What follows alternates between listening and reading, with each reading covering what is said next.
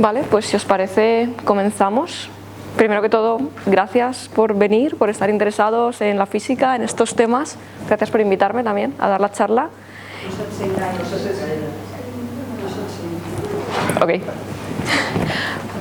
Vale, pues ¿hablo así mejor? ¿Sí? Ok. Sí. Doncs eso, gracias por venir, gracias por el interés en la física y gracias por invitarme también, por estar aquí a dar esta charla. Hoy yo os voy a hablar un poquito de la fotónica, que ahora veremos qué es. Y bueno, me presento también, mi nombre es Laura y ahora también os voy a hablar un poquito de quién soy, dónde vengo, por qué estoy aquí. Entonces, bueno, la charla va a ir tal que así. Primero tenemos esta pequeña presentación, ¿no?, de cuál ha sido mi trayectoria y qué hago, por qué sé sobre estas cosas. Y luego ya vamos a meternos más en el meollo de la cuestión, ¿no? Vamos a hablar sobre la fotónica, vamos a hacer un pequeño repaso histórico de las cosas, digamos, los avances más importantes en los que está fundamentada esta ciencia, que son principalmente el láser y la interacción de la luz y la materia, y también vamos a hablar un poco de las propiedades de la luz y por qué es interesante, ¿no?, estudiarla.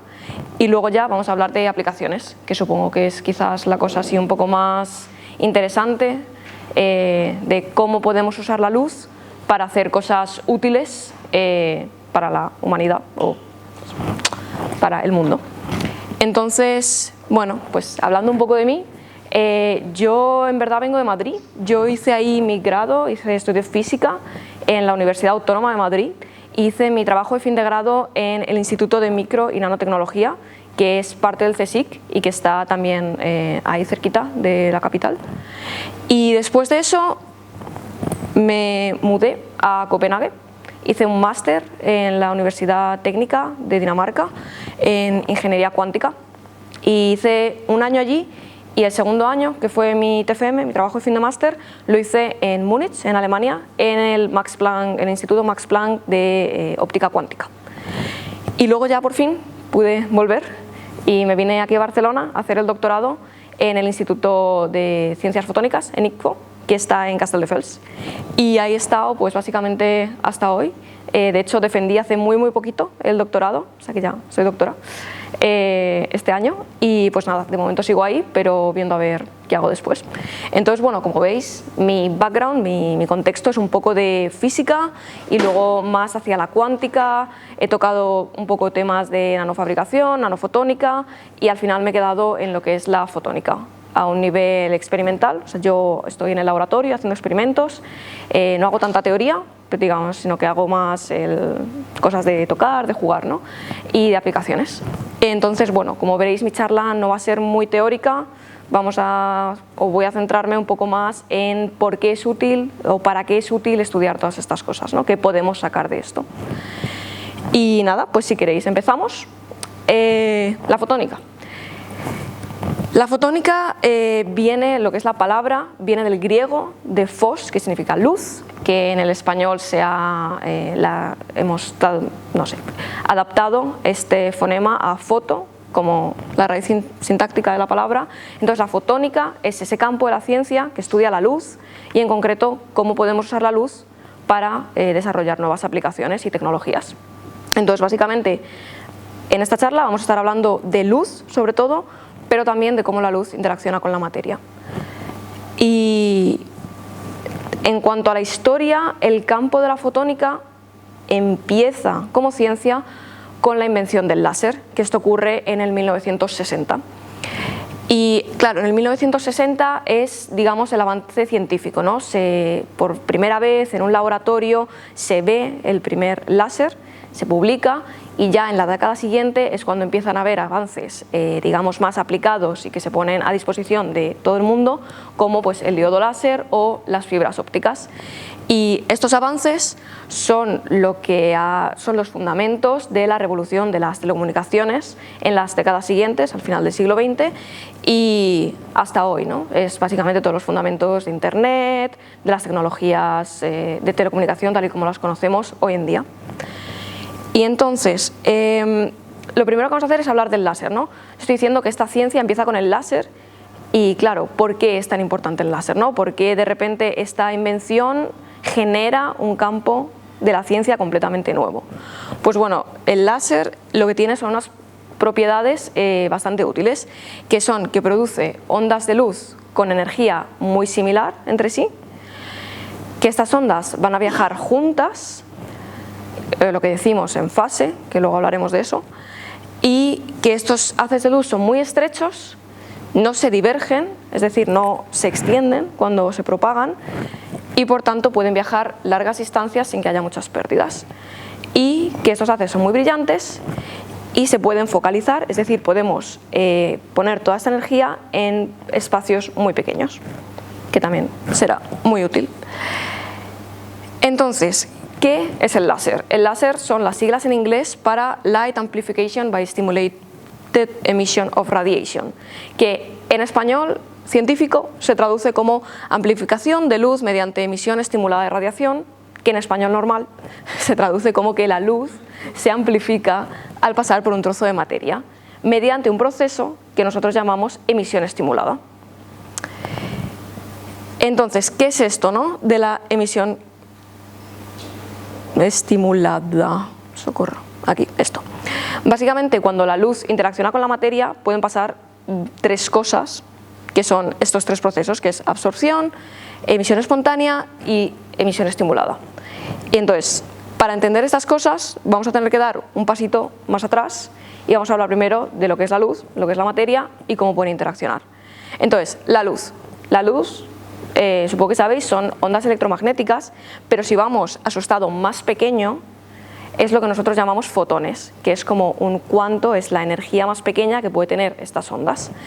Y estos fotones se pueden comportar como partículas o como ondas.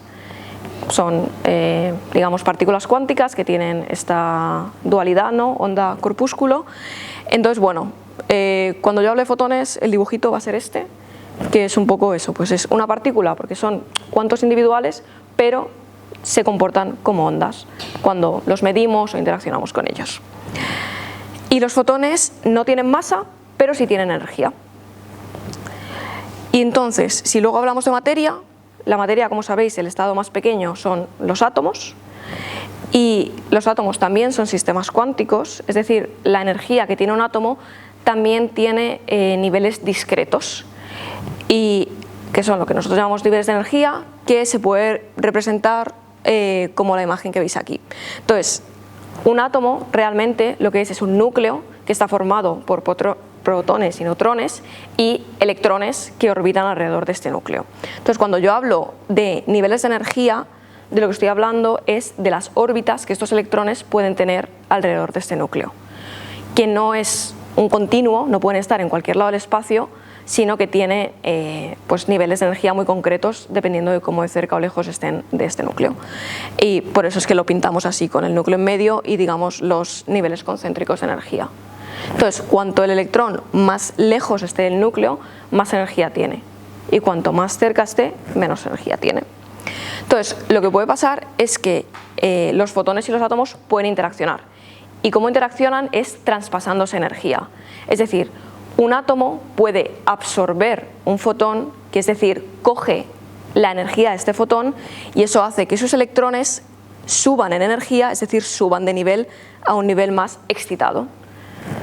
Y puede pasar al contrario, puede desexcitarse, es decir, puede perder energía y pierde esa energía en forma de fotón, es decir, puede emitir un fotón, suelta esa energía en forma de fotón y el electrón baja a un nivel más bajo. Entonces, estos son los procesos que os había mostrado antes de absorción, es decir, el átomo está en un nivel bajo, absorbe la energía de un fotón y sube a un nivel alto, o de emisión espontánea, que es el átomo está en un nivel alto de energía, expulsa o emite un fotón y baja a un nivel bajo. Pero seguimos con el problema de que no sabemos qué es esto. Y claro, es que la emisión estimulada no es un proceso que se dé de manera, digamos, tan natural como la absorción y emisión, sino que hay ciertos ingredientes que son necesarios para que este proceso ocurra. Y estos dos ingredientes son que tiene que haber una inversión de población y tiene que haber un fotón inicial que estimule este proceso.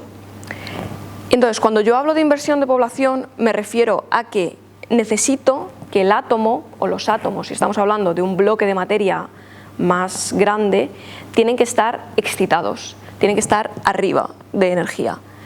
Claro, esto normalmente no pasa. La materia que tenemos a nuestro alrededor está normalmente en un estado de base, que es el más bajo y que es el más estable.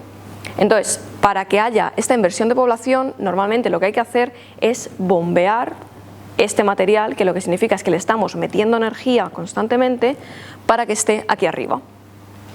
Una vez tenemos nuestro material aquí arriba, si tenemos un fotón inicial que estimule este proceso, lo que pasa es que cuando pasa este fotón por el material que está excitado aquí, va a hacer que todo este material se desexcite y emita luz que va a ser igual al fotón que está excitando este proceso.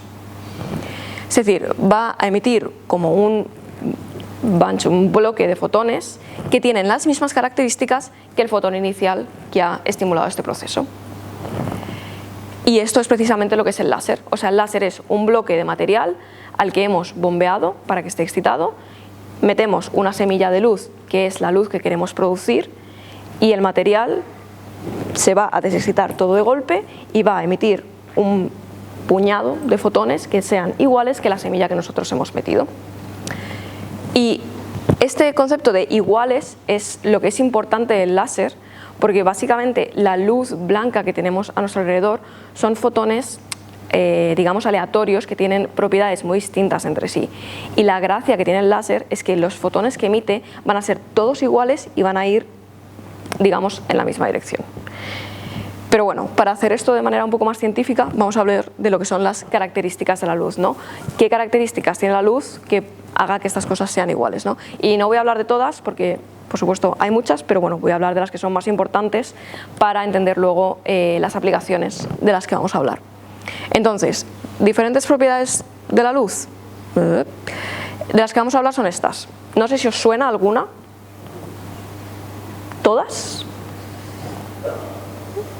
Yo creo que la menos conocida probablemente sea la polarización. Las otras son cosas que vemos, digamos, en el mundo real, macroscópico. Pero bueno, la primera es la longitud de onda. Como he dicho antes, la luz son ondas electromagnéticas, son ondas, y hay varias cosas que definen una onda: la frecuencia y la longitud de onda. En concreto, la longitud de onda es básicamente la longitud entre pico y pico. Entonces, la luz son ondas y esta distancia es lo que está relacionado con la energía. Cuanta más corta sea, van a llevar esas ondas de luz. Y además, esto es lo que define el color de la luz. Por ejemplo, la luz azul va a tener una longitud de onda, que bueno, estoy representando con la lambda, que es esta letra griega, más corta que la luz roja, que tiene longitudes de onda más largas. Y esto, digamos, es el espectro visible. Si vamos a más largas, pues tenemos la radio, rayos X y así. Y claro, cuando yo, por ejemplo, hablaba antes de que la luz blanca o el sol o el fuego son fuentes de luz que tienen, digamos, propiedades más aleatorias, pues una parte de eso es la longitud de onda. La luz blanca, por ejemplo, es luz que tiene fotones de muchas longitudes de ondas distintas. Cuando llega a nuestros ojos, la suma de todos estos colores es blanco. El sol o el fuego es también parecido. Lo que pasa es que todos los colores no están distribuidos como homogéneamente, sino que hay, por ejemplo, más rojo y más amarillo, y es por eso que la luz solar se ve amarilla, ¿no? O el fuego se ve rojo o naranja. Pero digamos que tiene muchos colores que se suman unos a otros y no es solo un único color. En cambio, si veis un láser, ¿no? Cuando veis el punto rojo es rojo, o sea, solo hay rojo en esta luz. Luego, si hablamos de la velocidad de la luz, supongo que este número os sonará, es la velocidad de la luz en el vacío, que es una constante universal. Pero cuando la luz se mueve en un medio que no es el vacío, que es el aire, que es el agua, que es cualquier otro material, no viaja tan rápido como en el vacío, y esto hace, y cómo de rápido viaja depende de la longitud de onda. Hay colores que van a viajar más rápido en un medio que otros. Y esto lo que hace es que cuando pasamos de un medio a otro, la luz, el camino que toma se va a girar cierto ángulo que depende de la longitud de onda. Y pues si tenemos, por ejemplo, luz blanca, como veis aquí en el álbum este de Pink Floyd, que es muy famoso, si tenemos luz blanca, que es la suma de varios colores, cuando todos estos colores llegan al medio, cada uno se va a refractar en un ángulo diferente y va a tener lugar pues este arco iris, ¿no? Que es también lo que veis, pues si la luz toca una esquina o con un prisma, pues de repente se ve este arco iris, y es simplemente porque cada componente de la luz va a girar un ángulo dependiendo de esta longitud de onda, que es lo que nosotros conocemos como refracción. Luego, cuando hablamos de propagación de la luz, es simplemente cómo avanza, y la luz siempre avanza en línea recta. Aquí tenéis el ejemplo de varios láseres que pasan por distintos elementos ópticos, y como veis, siempre línea recta, o este puntero va en línea recta, no va haciendo S. ¿Vale? Y luego la reflexión es que cuando la luz llega a un material, este material va a retener esta energía durante un tiempo y luego la va a reemitir. Y dependiendo de cómo la reemita, pues pueden pasar varias cosas. La luz que se reemite del material es la que decimos que está reflejada. Y claro, pueden pasar tres cosas. Puede haber una reflexión especular, que viene de la palabra espejo, y es básicamente cuando todos los colores se reflejan de la misma manera. Pues por ejemplo, un espejo, tú te miras delante del espejo y lo que te vuelve es, pues digamos, todos los colores, ¿no? Pues lo que es blanco vuelve blanco, lo que es negro vuelve negro y demás. O sea, se está reflejando toda la luz, te está llegando de vuelta. Podemos tener reflexión difusa, que es básicamente que los colores se reflejan de manera así un poco aleatoria. Por ejemplo, no sé si habéis mirado cuando un fotógrafo va a hacer fotos que tienen como estos focos blancos, que precisamente sirve para eso, ¿no? Para que la luz se refleje de manera distribuida homogéneamente, porque es aleatorio. Y luego tenemos materiales que puede ser que absorban algunos colores y reflejen otros. Y esto es de hecho lo que nos da el color de las cosas. O sea, lo que nosotros vemos como color es la luz que está volviendo de ese material y está llegando a nuestros ojos, y el resto pues está absorbiendo. Pues por ejemplo, la tarima esta, que es negra, estará absorbiendo casi todos los colores, por tanto pues no vemos. Lo que es blanco estará reflejando la mayoría de los colores, y todas las cosas entre medias, ¿no? Pues lo rojo está reflejando la luz roja y absorbiendo el resto y demás. Y luego llegamos a la polarización, que no sé si os suena o sabéis lo que es. Yo creo que esta es la más exótica. Muy bien, sí. Vale, la polarización viene dada por cómo se comportan las ondas magnéticas, electromagnéticas de la luz. Entonces la luz tiene, de nuevo, son ondas electromagnéticas, lo que significa que tiene un campo eléctrico y un campo magnético. Y estos campos van a oscilar y se van a propagar en el espacio. La polarización depende solo del campo eléctrico y depende de cómo este campo eléctrico se descompone. Y cuando yo digo descompone, me refiero a que este campo eléctrico va a ser un vector, es decir, va a tener cierta intensidad y una dirección, o sea, os podéis imaginar como una flecha de estas, y cuando yo lo pongo en un plano y pongo unos ejes cartesianos y tengo el vector como en medio, pues va a haber cierta parte, este vector va a ser la suma de cierta parte que esté en vertical y cierta parte que esté en horizontal, ¿no? Como veis, pues aquí, ¿no? Tengo el vector con intensidad, que es básicamente la longitud de la flecha, y se puede descomponer en cierta parte vertical, cierta parte horizontal. Este vector no va a estar quieto, va a estar oscilando, o sea, va a oscilar en intensidad y va a estar dando vueltas.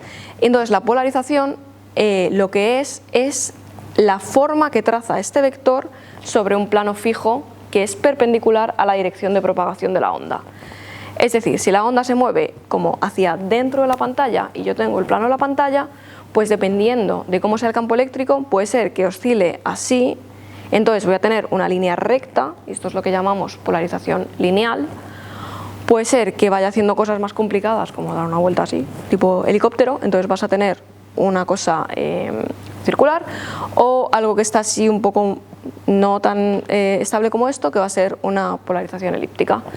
Y claro, la circular puede ser como en un sentido o en el otro, y la lineal pues simplemente puede ser en cualquiera de los ángulos.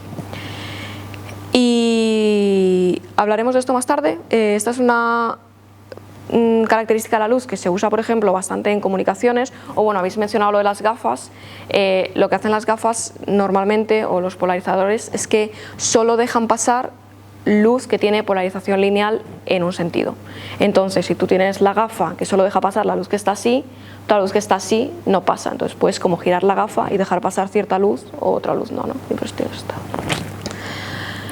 Vale. Entonces, esto es lo que os había dicho antes de por qué el láser es útil, ¿no? Porque es relevante. Entonces yo creo que vamos a pasar estas frases, que eran muy generales, a lenguaje un poco más científico, ¿no? Cuando yo digo que el láser produce ondas de luz con energías muy similares, que viajan juntas y que hace haces de luz muy estrechos, lo que estoy diciendo en verdad es que el láser produce luz que es de un solo color, es decir, toda esta luz tiene la misma longitud de onda. Esto hace que estas ondas, cuando viajan en un medio, van a viajar juntas. No va a pasar lo que pasaba antes en el prisma, de que cuando cambias de medio cada una gira en un ángulo distinto, sino que van a ir todo el rato juntas, lo cual hace que sea fácil de manipular con elementos ópticos como lentes, espejos, porque todo este haz va a ir junto a la misma velocidad. Además van a ir en fase, es decir que estos picos van a estar alineados entre sí, o sea, no va a haber un pico aquí en medio, sino que van a ir pues como en el dibujo, y van a tener todas la misma polarización. Y bueno, lo que he dicho, ¿no? Cuando viajan juntas se pueden modificar con elementos ópticos, en concreto se pueden colimar, que lo que significa es que los alineamos, ¿no? Si tenemos la fuente de luz que puede ser puntual y va a sacar los haces de luz, digamos, divergentes, podemos poner una lente delante que haga que estos haces vayan todos paralelos entre sí, lo cual hace que puedan viajar distancias muy largas. Por ejemplo, en el puntero este láser que tengo, lo que hay aquí arriba es una de estas lentes que va a hacer que lo que está generando la luz me la va a alinear toda, de manera que yo este punto lo puedo, o sea, va a seguir igual de estrecho si está aquí, que si está aquí, que si está, qué sé yo, 100 metros más adelante. Por supuesto, las lentes no son perfectas, si te vas 100 kilómetros lejos de esto, el punto sí que va a haber divergido un poco, pero vamos a perder mucha menos luz que si lo que yo tuviese aquí fuese la llama de una vela, por ejemplo, ¿no? Que no la veis en la pantalla. Y luego, cuando digo que los haces son muy brillantes y se pueden focalizar, de la misma manera que yo puedo alinear estos haces de luz, también puedo hacer lo contrario, que es focalizarlos. Es decir, tenemos lo que es una lente que lo que hace es poner todos estos haces en un punto muy pequeño, con lo cual todos estos fotones va a estar focalizada o va a estar toda junta en un punto muy muy pequeño, lo cual es útil para cosas, como veremos. Y vale, pues eso son propiedades de la luz. No sé si hay alguna duda hasta ahora. Cuando dijiste lo de bombardear, ¿cómo se bombardea un átomo para que aumente? Normalmente, claro, ahora mismo con más láseres, entonces le metes luz de otra frecuencia que te lo sube ahí arriba, pero también se puede hacer con lámparas espectrales, es decir, con luz que no sea láser, o con energía eléctrica, también puedes conseguir hacer eso. Entonces puedes aplicar como un potencial, un campo eléctrico que te lo suba y ya lo bajas con luz. Un láser que llegue más lejos, la potencia esta, ¿cómo se consigue? Claro, o sea, cómo de lejos llega tu láser depende de varias cosas. Depende de cuántos fotones estés creando, que va a depender del material, cuánto lo bombees y así, y depende de cuántas pérdidas tengas, ¿no? Porque hay medios en los que el medio en sí mismo absorbe más fotones que otros. Por ejemplo, si yo pusiese este láser en agua, va a llegar menos lejos o vamos a perder la señal más rápido que en aire, porque el agua absorbe luz bastante más rápido que el aire. Entonces, depende pues la potencia que tengas, el medio en el que está y cómo de bien colimado está.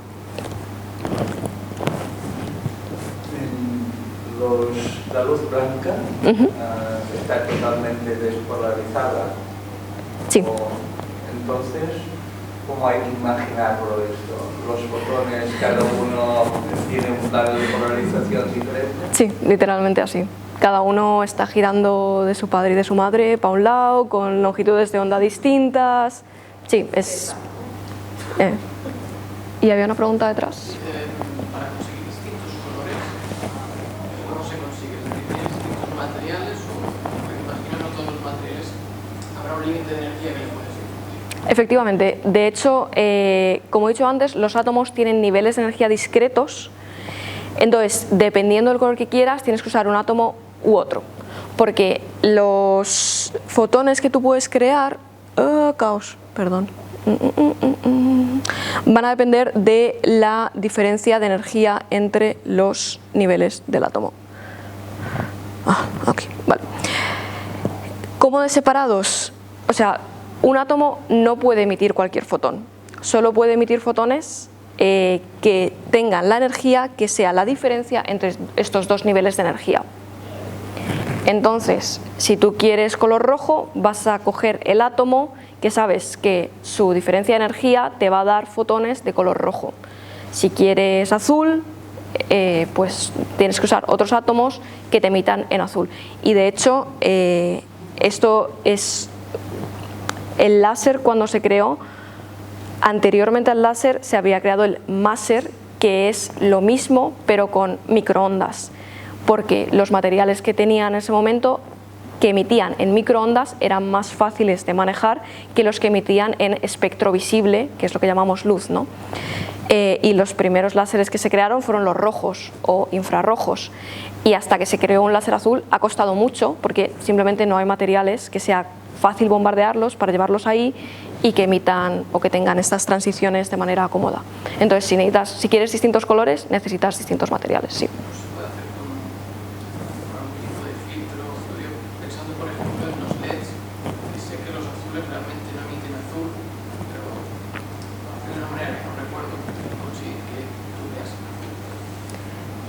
Puede hacer de alguna manera, pero claro, no es tan en fase. Claro, depende. Una vez tienes luz, puedes cambiar el color de la luz. O sea, hay ciertos materiales que tienen propiedades que, tal y como interaccionan con la luz, pueden cambiar la longitud de onda de la luz.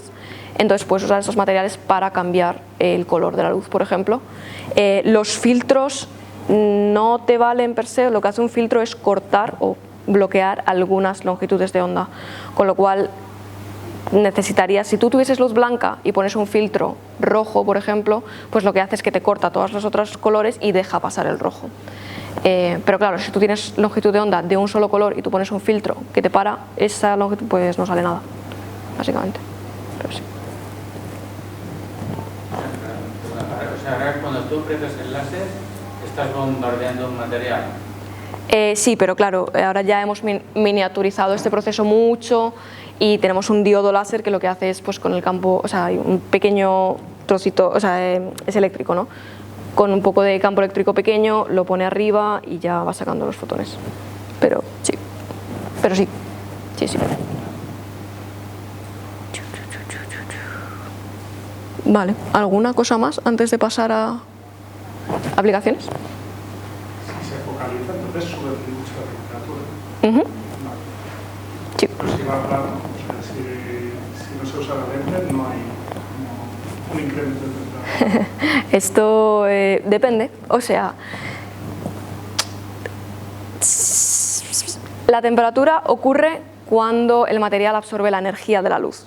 Entonces tú necesitas un medio que absorba eso y entonces la temperatura al final lo que hace es material que también está excitado, ¿no? Se calienta, se mueven más los átomos y eso hace que suba la temperatura. Si tú pones un láser en el vacío donde no hay nada, pues como no hay nada, pues no sube la temperatura. Si tú pones el láser, pues qué sé yo, contra mi mano, pues es que tiene muy poca potencia, pero si pusiese uno suficientemente potente, yo notaría el calor en la mano. Y de hecho hay láseres donde si tú lo tocas, o sea, si tú pones el dedo en medio, te quemas, porque lo que hace tu piel es absorber toda esta luz y es que te quemas literalmente. Entonces depende del tipo de láser, si es más potente, o sea, cuánta potencia lleve, sí que puedes directamente con el haz colimado quemarte. Hay otros que necesitas focalizarlo para generar esa temperatura, pero siempre necesitas poner O sea, que la luz llegue al material y que sea absorbida por ese material. ¿Sí? Entonces, vamos a empezar por industria, que además está relacionado con esto. Una cosa donde ha sido muy útil el láser, en general, es para cortar cosas. En industria, pero también, por ejemplo, como veremos luego en medicina. Y tal y como funciona esto, es literalmente pues esto. Pones una lente, el láser pasa, focalizas, lo da la luz en un punto muy pequeño. En este punto hay mucha energía, con lo cual en cuanto pones este punto en un material se calienta mucho, lo cual hace que se evapore o se funda si es un metal, y básicamente esto te crea cortes muy limpios y muy finos, porque somos capaces de enfocar esta luz en espacios muy pequeños. Con lo cual esto es muy útil porque al final lo que tienes es una herramienta que puede cortar con una precisión y una exactitud muy altas, lo cual pues pierdes menos material, puedes hacer piezas mucho más complejas y es muy reproducible. O sea, siempre vas a tener la misma pieza, ¿no? Con hasta un grado de exactitud muy alto. Es también muy versátil, es rápido y es fácil de automatizar. Tú solo necesitas un robot que le pongas el diseño que tú quieres hacer y ya te lo manualmente con una sierra, por ejemplo, dando la vuelta a esquinas o cosas así. Y tienes cortes muy limpios y sin contacto, o sea, no es un corte mecánico que tengas un material contra otro rayándolo, sino que es un corte térmico en el que estás simplemente o vaporizando el material o fundiéndolo, con lo cual no tienes que tocar el material, por ejemplo, lo cual es útil pues si estás haciendo, por ejemplo, equipos médicos que no quieres contaminar, o bueno, es útil también si no quieres desgastar tu propio equipo, ¿no? La punta de tu cabezal que corta no está tocando el material que tú estás cortando, entonces te dura más. Y además pues es tecnología limpia porque bueno, pues no se usan ni químicos ni contamina más allá de producir la energía para crear el láser. Y cómo funcionan estos cabezales de corte es como, bueno, espero que lo podáis ver, que no esté muy pequeño, pero básicamente tenéis la luz láser, hay una lente que lo está focalizando y normalmente se acompaña de gas a alta presión, que lo que hace básicamente es retirar el material que se evapora. O sea, tú tienes el láser que está calentando tu material que estás cortando a alta temperatura, entonces está o evaporando o fundiendo el material, y este gas básicamente te quita esas esquirlas que están saliendo para dejar un corte limpio. Y pues puedes hacer eso, piezas complejas, con detalles pequeños. La foto que tienes ahí a la derecha, claro, cuando es metal refleja un poco, entonces ahí no hay problema. O sea, de una manera diferente. Mira, reflejar no te puede volver a dañar. Sí, podría, pero como es un punto tan pequeño y digamos todos estos haces de luz, volvemos, ay no tengo, bueno, están viniendo así, con lo cual si se reflejan a 90 grados van a volver divergentes, con lo cual no van a volver en línea recta hacia tu equipo, sino que lo poco que se refleja va así. Pero normalmente buscas materiales que no reflejen a esa frecuencia también para optimizar este proceso, ¿no? Porque no quieres perder esta energía, quieres que te lo absorba. Pero realmente, o sea, las energías son tan altas que es que se funde antes de que te dé tiempo a reflejar nada. O sea, es lo que más. Bueno, aquí el rayo está cónico. Claro, lo que hace esta lente, o sea que hay una lente, entonces el rayo va recto y lo que hace la lente es modificar los haces para que los que estén más al borde tengan un ángulo hacia adentro, mientras que los que estén en el medio sigan rectos, y entonces lo que haces es poner básicamente que todos estos rayos se crucen en un solo punto. Y eso es lo que focaliza toda esa energía en un área pequeñita. No, lo digo porque antes explicabas que era... Claro, al revés. Depende de lo que quieras hacer, puedes poner los haces. Si yo lo que quiero es mandar luz que llegue muy lejos, me interesa que los haces estén lo más paralelo posible para que no se me pierdan por los lados. Si yo lo que quiero es poner toda mi energía en el punto cuanto más pequeño mejor, lo que quiero es poder enfocar estos láseres, o sea, estos haces, todos en el mismo punto, en un punto pequeñito. Claro, pregunta, porque justamente hoy he visto en una revista que los americanos hacían un arma, que tiraban un láser. ¿Esto es cierto todavía o...? No sé. O sea, un arma que yo que sé, que tiraba un láser, claro, al decirme, aquí veo que es cónico, se concentra, pero si es recto, pues debe ser más complicado. Claro, de nuevo, si es recto y tú quieres que lo que sea, o sea, lo que estás mandando haga daño a material o lo que sea, la potencia que tú tienes que mandar es tan alta que no es muy eficiente, aparte de que te cargas todo lo que haya entre medias. O sea, si pasa un pájaro lo achicharras. Entonces, pues no es la cosa más útil dentro de lo que puedes hacer. Viendo otras armas. Sí, bueno. Si tú ahora me dijiste láser que tienes una lente, ya es una lente así cónica, claro, podrías quemar cualquier cosa que hubiese detrás, ¿no? Sí, pero claro, la cantidad de temperatura que tú obtienes depende de la potencia de tu láser, de cómo de buena sea tu lente, o sea, cómo de pequeña sea el área donde puedas poner, y de la longitud de onda del láser, porque depende de la energía que llevan los fotones. Entonces, por ejemplo, este láser, que está hecho para apuntar a cosas, tendrá una potencia mínima para que nadie haga así y se lo apunte en el ojo, ¿no? Porque al final lo que tenemos en el ojo es un cristalino, ¿no? O sea, te va a enfocar la luz. No recomiendo, igualmente, por favor, no apuntéis láseres a vuestros ojos, pero normalmente los punteros láser tienen bastante poca potencia como para que esto no sea un problema. Entonces, depende. Vale. Pues volviendo a esto, el mismo principio de cortar material sirve para medicina. Obviamente en medicina se usan potencias mucho más bajas, mucho más controladas, porque no te interesa cargarte algo muy duro, sino tener precisión sobre todo. Y es muy útil porque, de nuevo, los cortes que consigues, aquí, son muy finos.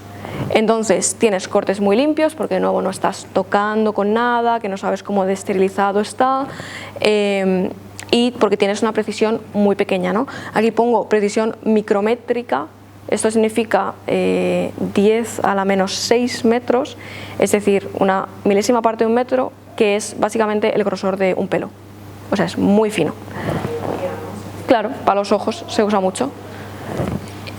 Y las ventajas que tiene esto es que, claro, como estás haciendo incisiones mucho más pequeñas, estás dañando un área de tejido mucho más pequeña, con lo cual recuperación es más rápida, es menos dolorosa, hay menos riesgos de infección, con lo cual es muy útil.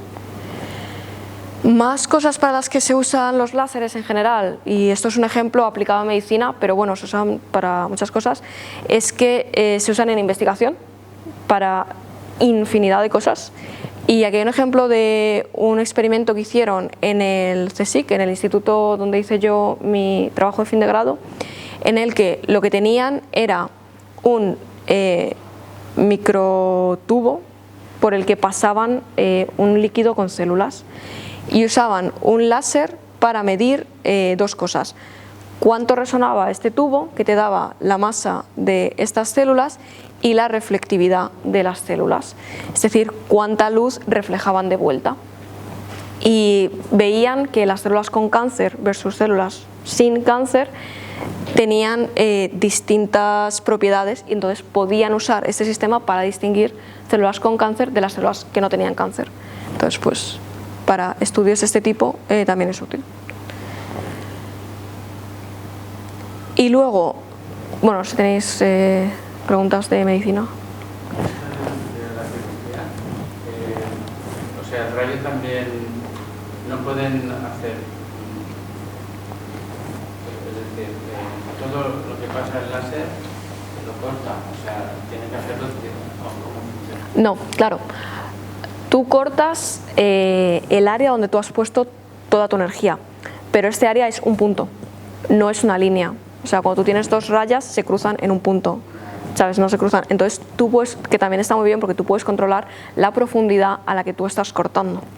No estás cortando antes, no estás cortando después, estás en este punto. Lo cual también, claro, te asegura que, no sé, no te pasas, ¿no? Con el bisturí, que es como más... Por dentro sin abrir por fuera, ¿no? ¿La puedes por dentro de la piel sin tocar la piel? Yo creo que no, porque claro, también, o sea, todo el material que tú atraviesas te está absorbiendo parte, ¿no? O sea, normalmente prefieres exponer y cortar como lo justo, ¿no? Pero no sé, quizás sí que hay aplicaciones en las que sí que puedas, o sea, no, la pérdida de absorción no sea tan grande que sí que puedas hacer eso. La verdad que no lo sé. Hay láseres que se usan en oftalmología, que cuando hay un desprendimiento de retina, si no es muy grande, lo pueden acercar al fondo del ojo. Lo usan no para cortar, sino para quemar y hacer soldadura. Sí, me imagino. Sí, sí, o sea, claro. Sí, sí, yo estoy hablando de cortar todo el rato, pero es verdad que se usa para otras cosas. También se usa, por ejemplo, para coagular y tejidos, ¿no? Entonces... En oftalmología, como decía él, lo que es en la miopía, en la córnea lo que haces es cortar, o sea, hacer una incisión, levantar y hacer claro, y ahí ya. de la capa de la córnea. No es que la sí, no estás cortando así, sino que estás quitando, ¿no? La prima. Sí, sí, sí. La delgada. Claro. Sí, sí, sí. Incluso en fotocoagulación para la retina puede ser puntual, pero se utiliza una rejilla. Claro, para quitar todo, ¿no? Lo que hace es dispersar a través de los agujeros y se llama panfotocoagulación. De una sola tirada. Claro, haces todo el área, ¿no? Qué guay. Es que me está viniendo a la mente que para colocar los átomos uno a uno se les tira fotones, creo. Sí. O sea, también mueve materia.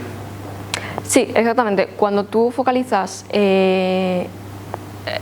un láser en un solo punto, lo que haces también es crear, como toda esa energía está ahí, puedes crear un pozo de potencial que básicamente actúa como una trampa, o sea, es como literalmente un pozo de energía en el que pueden caer cosas, en concreto átomos, pero también nanopartículas, y esto es lo que se llaman como pinzas ópticas, que sirven precisamente para mover átomos uno a uno. ¿Se tiran fotones también uno a uno? No, es un láser y normalmente tienes una lente que está muy trabajada para poder hacer este área muy, muy, muy pequeña, y entonces tienes como todo el haz láser que simplemente se focaliza y te crea la trampa. O sea, yo eso trabajo con una trampa de estas.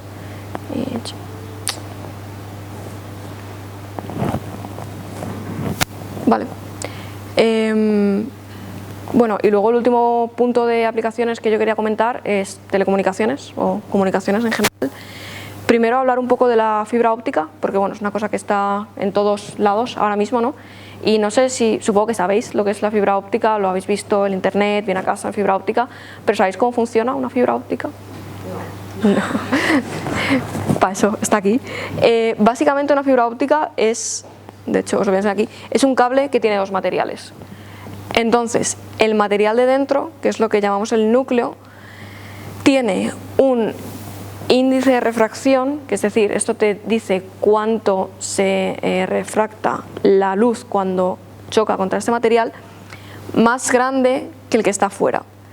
Y esto hace que para algunos ángulos la luz cuando llega a esta interfaz no pueda pasar, sino que vuelva hacia adentro.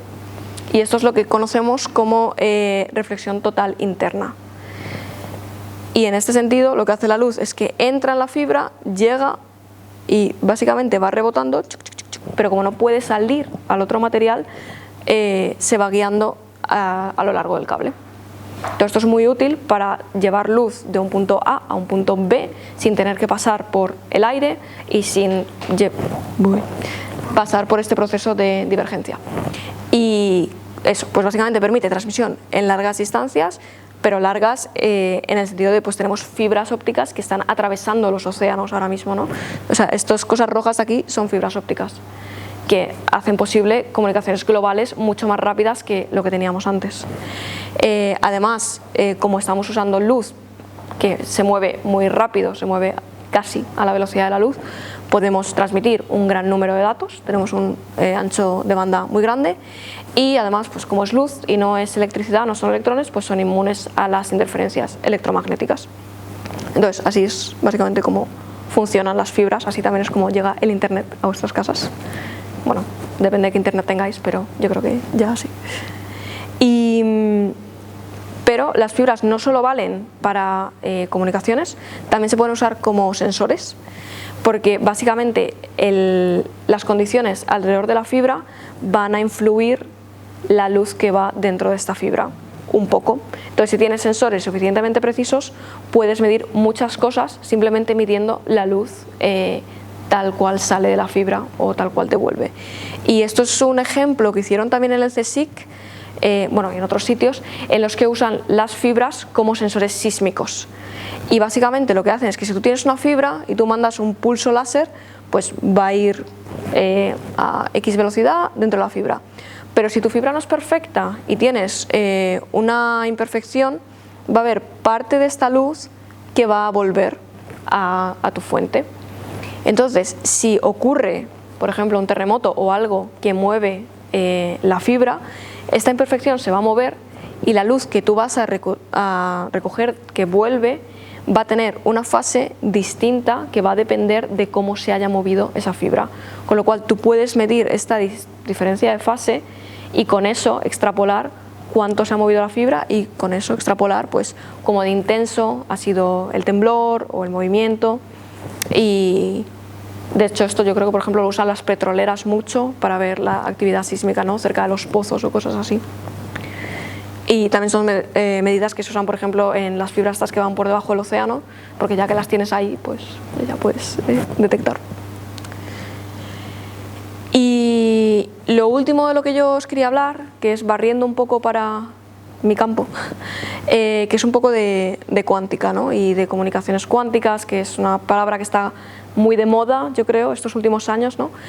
Y claro, la luz, cuando estamos hablando de intensidades muy pequeñas, o sea, de unos pocos fotones, los fotones son partículas cuánticas, se comportan de manera cuántica. Entonces esto hace que sea posible codificar información en estos fotones que vaya a tener estados cuánticos. Y entonces los fotones se pueden usar para transmitir esta información cuántica, aprovechando que se mueve muy rápido, se pueden transmitir dentro de fibras con pocas pérdidas. Entonces, cuando yo hablo de estados cuánticos, lo que yo me refiero es un poco en contraposición con lo que es un bit clásico, que se hace con electrones en los ordenadores del día a día, que, bueno, si sabéis, pero usan sistemas binarios, es decir, los bits clásicos pueden ser o 0 o 1, y ya está. En cambio, en los estados cuánticos tenemos lo que llamamos el principio de superposición, es decir, nuestro estado no va a estar o 0 o 1, sino que puede estar un poco entre medias, o en dos estados a la vez o más. Entonces, los fotones podemos codificar información que esté en estos estados, entre medias, y por tanto esto es útil porque nos permite, o en teoría, cuando se desarrolle suficiente estas tecnologías, podríamos pues crear un ordenador cuántico, ¿no?, que nos vaya a permitir procesar un mayor número de datos, que tenga una capacidad de procesamiento mucho más grande que lo que tenemos ahora a nivel clásico. Otro ejemplo bastante estándar de las tecnologías cuánticas es la criptografía, ¿no? Cuando yo hablo de criptografía me refiero a esconder información, ¿no?, a codificar información. Y ahora mismo la criptografía que usamos, bueno, que se usa, digamos, en todo el mundo y que se usa mucho, ¿no?, cada vez que estáis haciendo una transferencia de banco o algo así, vuestra información está encriptada. Se basa en algoritmos que son muy difíciles de resolver. Es decir, son algoritmos que, por ejemplo, creo que son multiplicación de números primos. Tú solo puedes saber que te dan un número muy largo, y para saber qué dos números primos has tenido que multiplicar para llegar a ese número, tú necesitas saber uno de los números primos, porque si tienes que probar todos, tardas tanto que no se puede hacer de manera eficiente con los ordenadores que tenemos ahora mismo. Entonces lo que se hace normalmente es compartir de manera segura uno de estos números y luego el número que es la multiplicación, ¿no? Entonces, si tu otra parte tiene ese número primo, ya puedes sacar fácilmente el otro por lo que lo has multiplicado y esa es la contraseña que tú usas para descodificar tu información.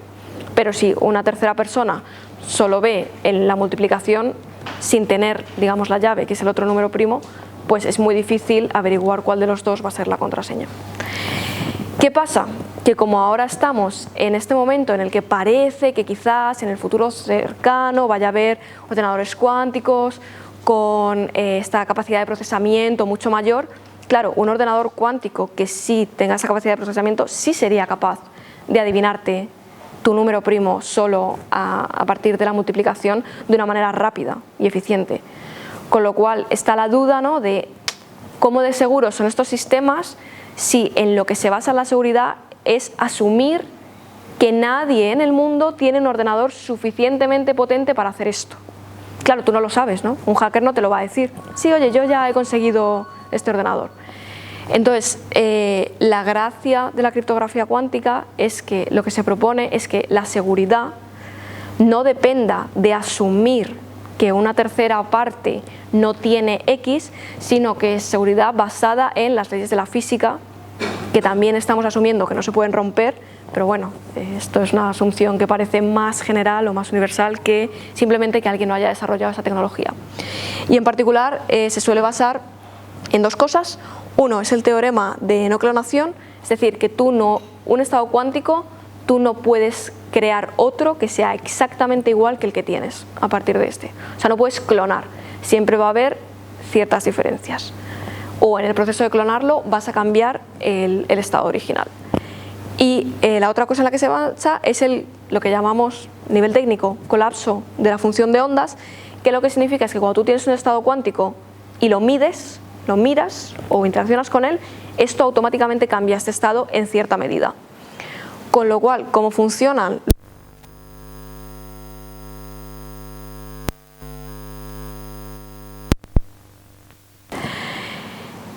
Y alguien que los recibe. Y si hubiese una tercera persona que está intentando, esta persona, si mide estos fotones, te los va a modificar de manera que esta persona aquí se va a dar cuenta de que lo que está llegando está modificado, no es como tendría que ser, y va a decir, uy, este canal no es seguro, alguien está intentando hackear o espiar o tal. Y no se puede, lo que esta persona no puede hacer es coger uno de estos fotones, medirlo, que se modifique o clonarlo y solo medir uno, porque no puedes clonar estos estados cuánticos.